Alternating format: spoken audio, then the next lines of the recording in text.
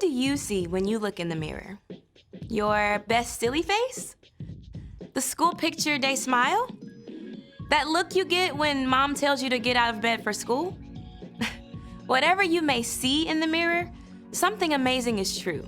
You are a mirror. God made you in His very own image to reflect who He is to the world around you. That's right. When people look at you, they can see a little piece of what God is like.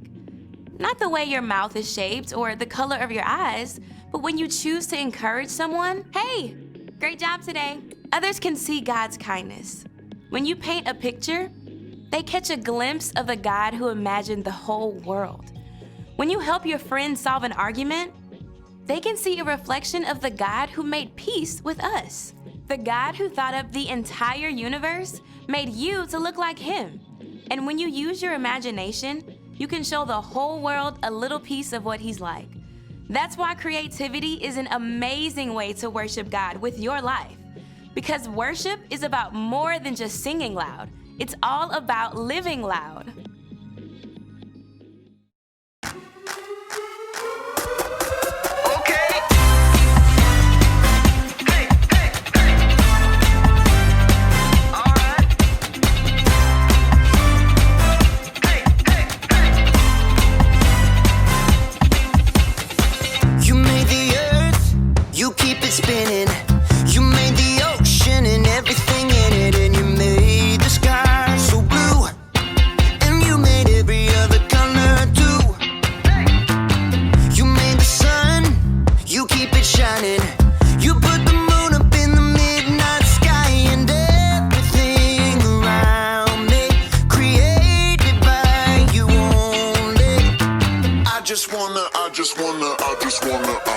I just wanna thank you 'cause everything you made is so beautiful.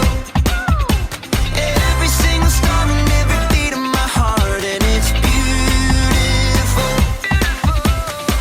You made my feet, you made my hands, you make me sing and you make me dance, 'cause your love is all around me, and your love is so astounding.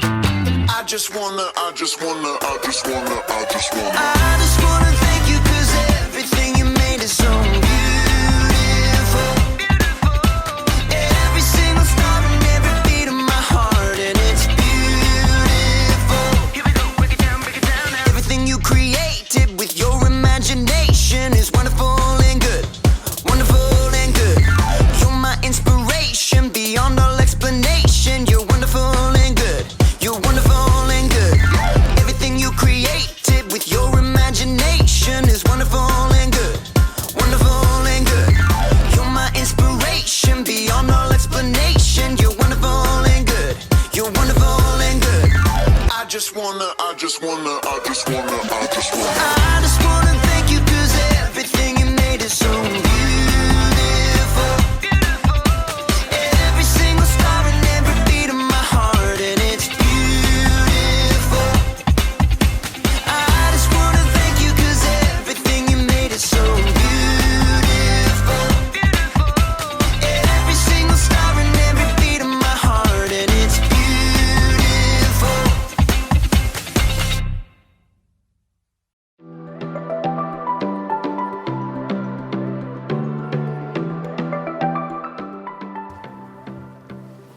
What's up, everybody? My name is Jacob, and today I want to talk to you about creativity.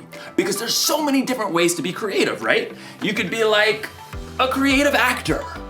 Alas, poor Yorick. I knew him well. Who's Yorick? You got the wrong skull, kid. Oh. You could be a creative dresser.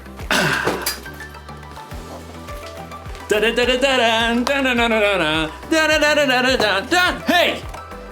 You could be like a creative, I don't know, scientist? But most of the time when you hear the word creativity, you think of something like this. A work of art. Or maybe you think of something like this. Wonder what's got him so anxious. Oh! Oh! Ugh, ewy. In today's story, you're going to hear about the very best creation of all time. Actually, it's the very first creation of all time. It's where creativity was born. And cockroaches. No, it's good. It's indescribable. See you in a few.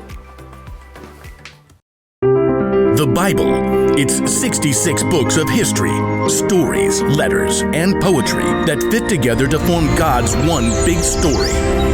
The epic adventure of how He created us and loves us so much that He made a way to rescue us. As we travel through the Bible, from Genesis to Revelation, we discover people who met God and found their lives changed forever. Now, for an amazing story.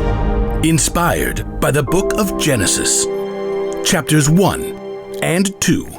In the beginning. The very beginning. Before the first breath. Before the first flash of color. Before the first moment in time. There was nothing. Nothing. Nothing except God. But when God saw nothing, He saw a blank canvas. He saw the perfect backdrop for a work of art beyond imagination. So, God created. From absolutely nothing, He brought forth the heavens and the earth. But there was no shape or form. God's Spirit hovered over the dark emptiness. Then, God called out, "Let there be light." Brilliant light shattered the darkness like golden trumpets on a still morning. Bright rays shimmered and danced in all the hues of the rainbow. God saw the light was good. He divided the light from the dark, calling the light day and the darkness night. Evening and morning together shaped the very first day of all time.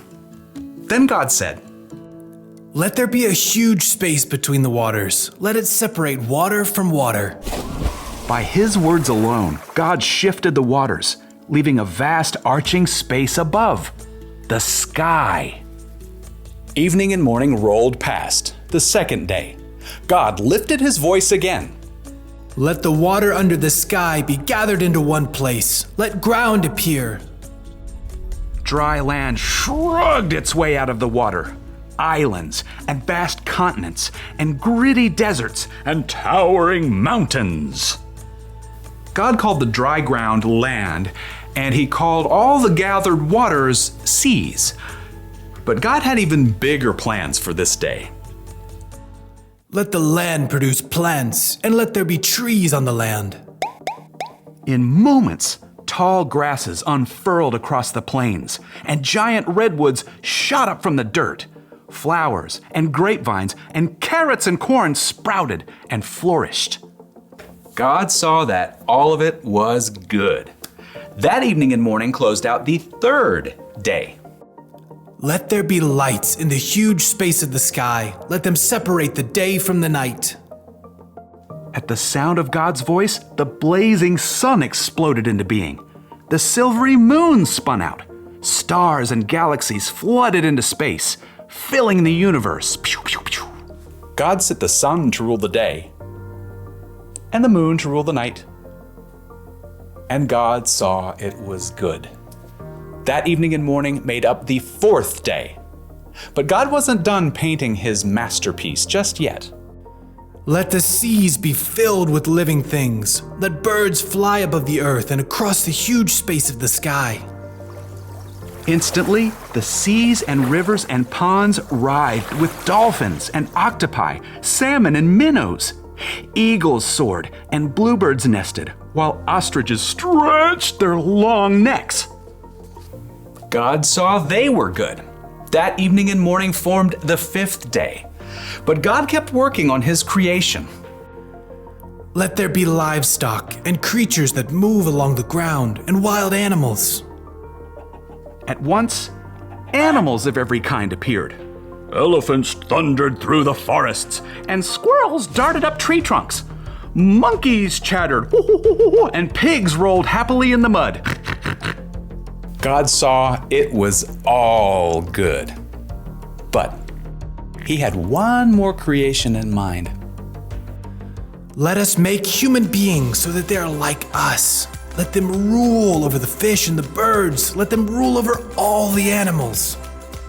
Then, with his own hands, God formed the very first man and the very first woman, Adam and Eve. I'm me. And you are you. And this place? It's beyond words. Unlike the animals, God made people in his image to reflect him. Have children and fill the earth.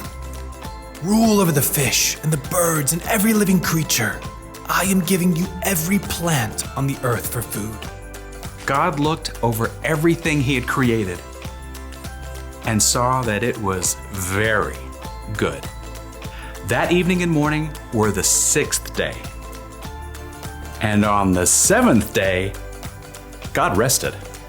I mean, his work was finished. His glorious creation was complete.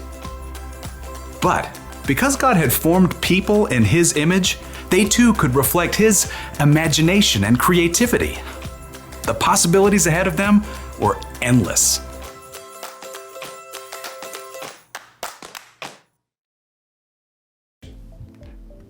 Okay, I just thought of another way to describe creativity. Creativity is imagining what you could do because you were made in God's image. I mean, God created everything, right? He made the stars and the planets and the mountains and the oceans. He made dogs and cats and elephants and ostriches. But when he made us, it got personal. God made us so that we think and feel and act a tiny bit like him. We are made in his image. So check it. Imagine looking at yourself in a mirror. That's what God is like. And no, I'm not saying that he has the same hairstyle or eye color, but look a little bit closer. There's imagination behind your eyes. You have a smile that could encourage someone when they're feeling down.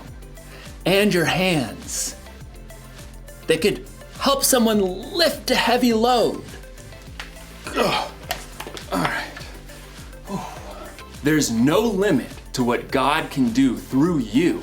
That's because there's no limit to God's creativity. That's the one thing to remember today.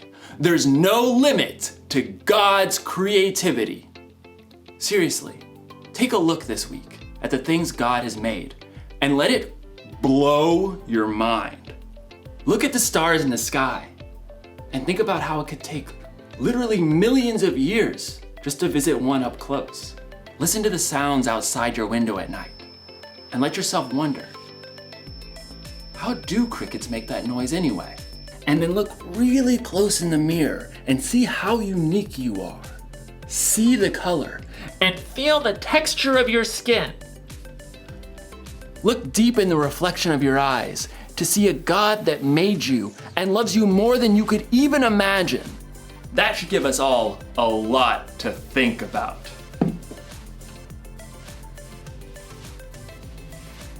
No wonder this guy's a statue. He's thinking about God's creativity. Dude.